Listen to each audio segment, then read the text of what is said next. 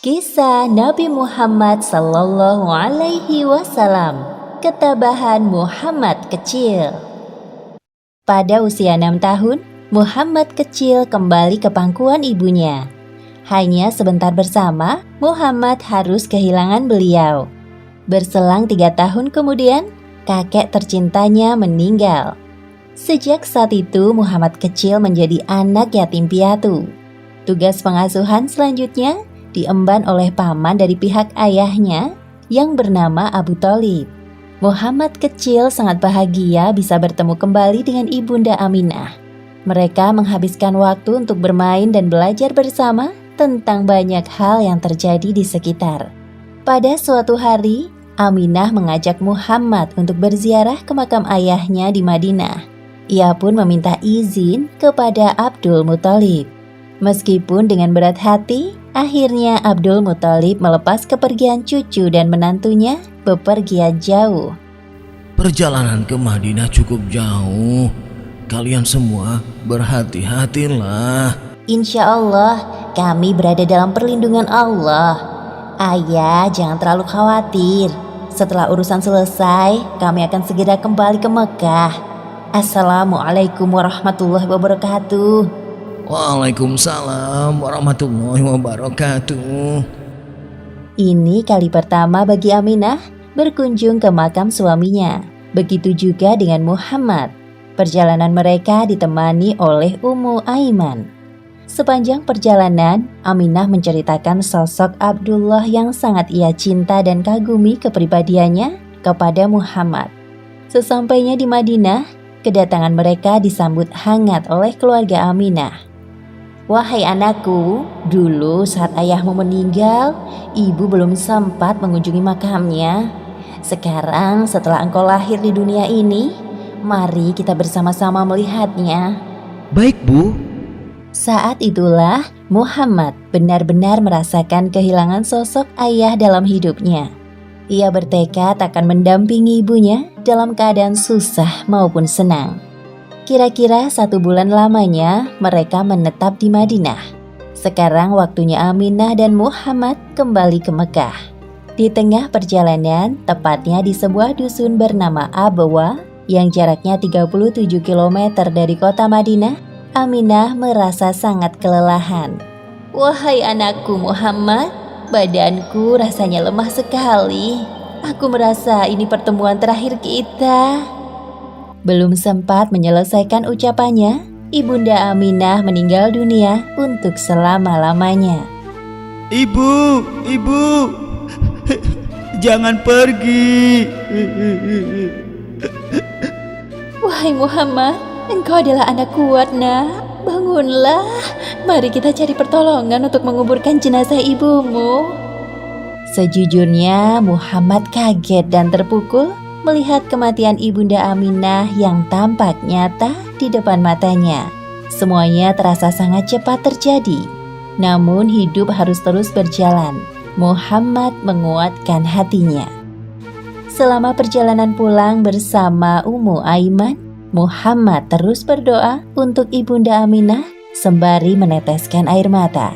Sekarang dirinya adalah anak yatim piatu yang harus menanggung beban kehidupan sendirian. Abdul Muthalib langsung syok mendengar kabar kematian Aminah.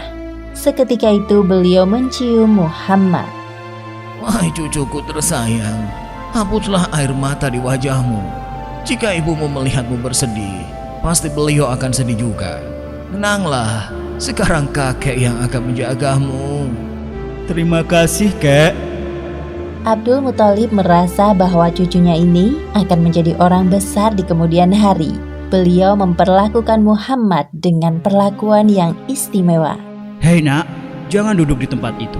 Minggirlah, itu punya kakek. Maaf paman, aku tidak tahu jika hanya kakek yang boleh duduk di sini. Sudah, biarkan saja cucuku duduk di tempatku. Sesungguhnya kelak dia akan memiliki kedudukan yang lebih tinggi dariku.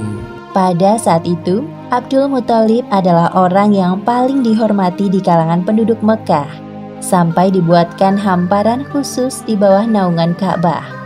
Selama kurang lebih 3 tahun lamanya, Muhammad diasuh oleh kakeknya. Muhammad kecil sangat menyayangi kakeknya, begitupun sebaliknya. Namun kebahagiaan Muhammad tidak berlangsung lama. Ketika Allah Subhanahu wa Ta'ala memanggil Abdul Muthalib untuk kembali di hadapannya. Wahai kakek, secepat itukah engkau pergi meninggalkanku? Sekarang aku benar-benar merasa kesepian. Tetapi Allah di kemudian hari memberikan nikmat kepada Muhammad untuk menghibur kesedihannya. Sebagaimana disebut di Al-Quran, surat Ad-Duha ayat 6 hingga 7.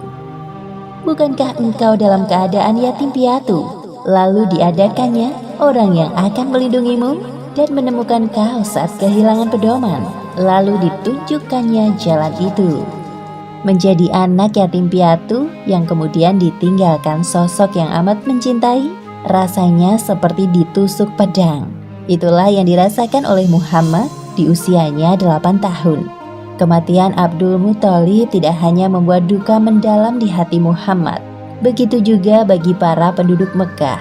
Tidak ada satupun anak Abdul Muthalib yang dapat menggantikan sosoknya yang berwibawa, teguh hati, cerdas, dan terhormat.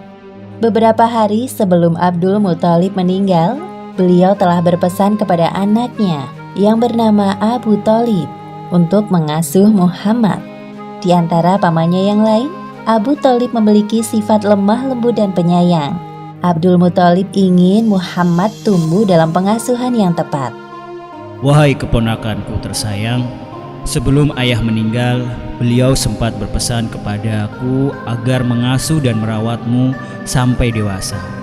Meskipun aku bukan orang kaya, namun pamanmu ini akan bekerja keras untuk menghidupimu seperti anak-anakku yang lain. Terima kasih, wahai paman, engkau sungguh berhati besar. Akhirnya, Muhammad diasuh oleh Abu Thalib sampai masa dewasa. Muhammad adalah anak yang tahu diri. Melihat beban berat yang dipikul pamannya, ia tidak tinggal diam. Bermodalkan tubuh yang dimilikinya, Muhammad ikut bekerja seperti anak-anak lain tanpa paksaan. Ikhlas membantu keluarga Abu Thalib. Demikianlah akhir kisah ketabahan Muhammad kecil. Hikmah yang dapat kita ambil dari kisah ini: pertama, perlakukan keluarga kita dengan sebaik-baiknya sebelum ajal menjemput dan memisahkan.